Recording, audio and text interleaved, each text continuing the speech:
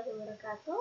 Teman-teman, yuk kita persiapkan TIU CPNS 2021 bareng Mubarak Science Institute.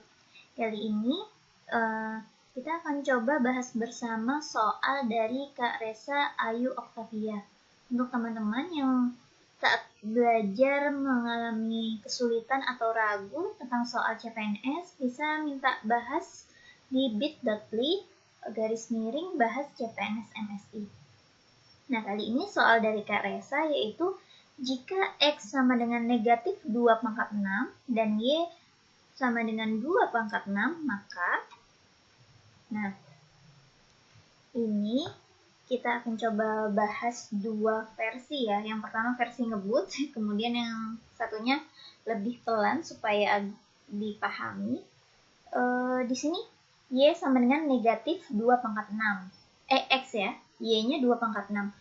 Sesuatu yang sama, kemudian pangkat genap ini sudah pasti positif ya nilainya ya.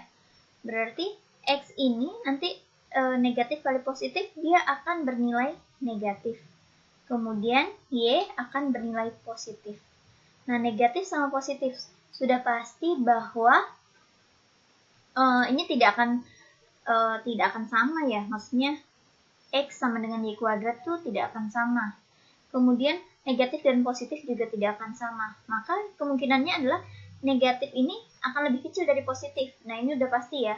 Maka kita bisa langsung menjawab D. Nah, itu kan tanpa ini ya. Cuman kalau misalkan kita ingin tahu berapa sih nominalnya, kemudian kenapa kok seperti itu, bisa kita bahas secara perlahan di sini. X sama dengan negatif 2 pangkat 6. Kemudian Y-nya sama dengan 2 pangkat 6. Kita ingat kembali aturan perpangkatan. Kalau ada A pangkat N, artinya kita mengalihkan bilangan A itu sebanyak N kali, gitu ya. Nah, kalau 2 pangkat 6 sama dengan 2 pangkat 1 dulu ya. 2 pangkat 1 berarti 2 ya. Oke. Kemudian kalau 2 pangkat 2 berarti 2 dikalikan 2. 4. Kemudian 2 pangkat 3 sama dengan 2 dikali 2 dikali 2. Berarti 4 kali 2, 8. Kemudian 2 pangkat 4, 2 dikali 2 dikali 2 dikali 2 lagi.